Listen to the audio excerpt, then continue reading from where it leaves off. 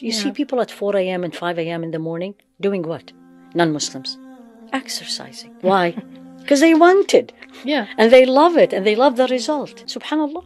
Can't we Muslims wake up at 5 or 4 or in the evenings? Just give this 1 hour. Yeah. Not to my body, but to my soul. The barakah, the blessings you see in your life. And I'm not saying you're going to be rich. The peace, the serenity, the strong connection you will feel. It's beyond.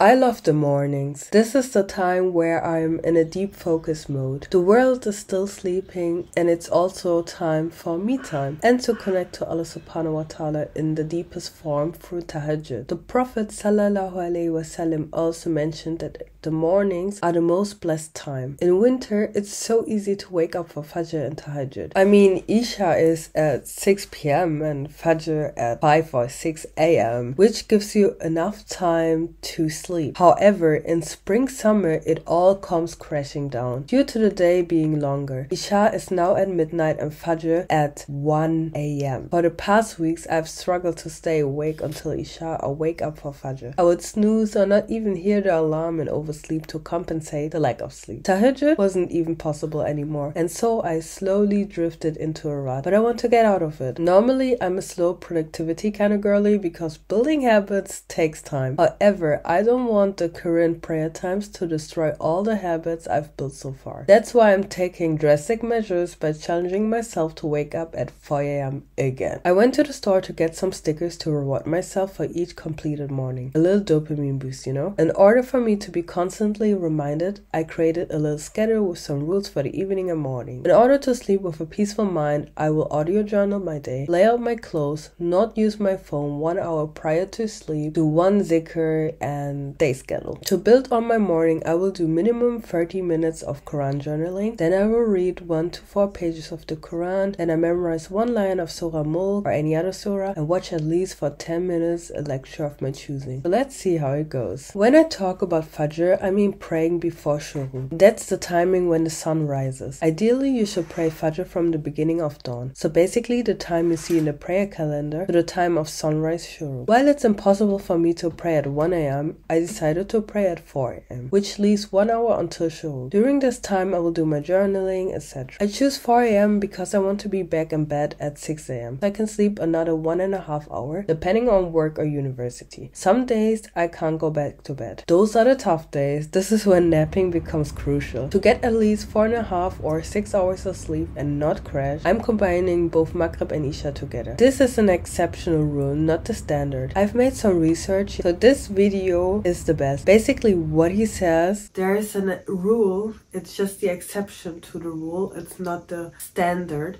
But if you live, for example, in the Scandinavian area or like in the UK or in Germany, where Isha is very late and Fajr is very early, you can combine Maghrib and Isha together, but you have to go to bed afterwards. So if you plan to pray them together, but then you stay awake, it doesn't apply. So people usually do this because they have school or university, work early in the morning, and therefore they can't pray Fajr or they can't pray Isha. I'm one of these people.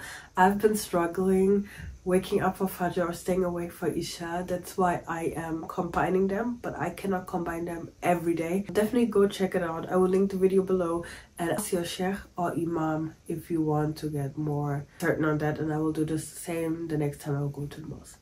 So yeah.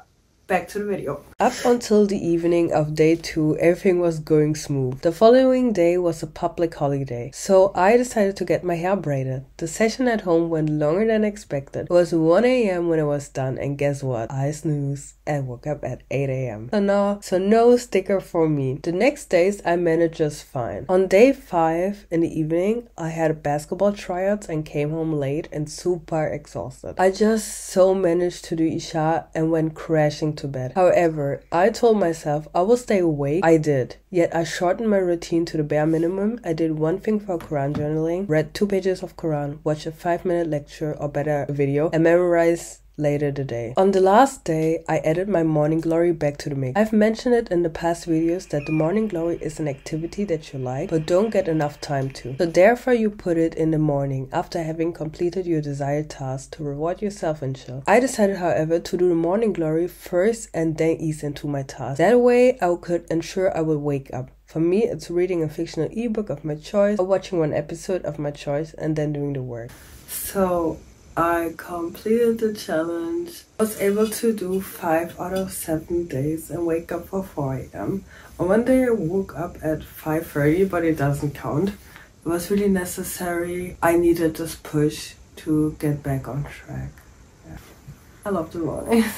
And I missed it. So what have I learned from the challenge? The challenge proved to me how necessary the morning is. In the days where I woke up, I felt way more structured, productive, and it determined the vibe of the rest of my day. I learned that it's important to have a solid evening routine to remove as many barriers as possible to ease in the morning. I learned that on days where I know that I will get home later due to sports or when I will chill with others or anything else that will lead to a late bedtime, the following day will be extra exhausted and the possibility of me snoozing in is very high. I know these days will happen, therefore I'll have to opt to a minimal morning routine with only the non-negotiables when I have early work, uni hours and late home days. For me that's Quran journaling at least 15 minutes and 1 page of the Quran. I've learned that it's okay to switch things up based on each season you're in. In winter I can easily memorize, read multiple pages, do Quran journaling and watch a lecture. In summer I can't. I've noticed that it's better for me to focus on one thing, which is Quran journaling and reading 1 page of the Quran. The lecture will move to my evening routine now and memorization when I'm commuting. You don't have to do so many things. Sometimes less is more, and then you can focus more precisely on one task. The book on my main desk, The Baraka Effect, More with Less, reminds me of that and I should take it seriously. On this journey, you will go 1 step back to get 2 steps ahead. Some days will be easy to upkeep and others will be difficult. Waking up for Fajr in summer is hard. It will be a battle of ups and downs. And not linear, so don't beat yourself up if you miss some days. Just get back up and keep doing it again. The foundation for the 4 a.m. club requires me to combine my prayers, otherwise I couldn't have that morning routine for spring summer. And again, my routine works for me, it may not work for you. This time around I don't have a concrete solution or replication method. Listen to your body, give grace, upkeep your ibadah in the best way possible in your unique situation and ask Allah subhanahu wa ta'ala to bring afiyah into your life and make things easier. Now that I know that, I can build a new morning and evening summer routine. Stay tuned for that. Jazakallah khairan for watching and see you in my next video inshallah. Wassalam. Allah, I thank you every time.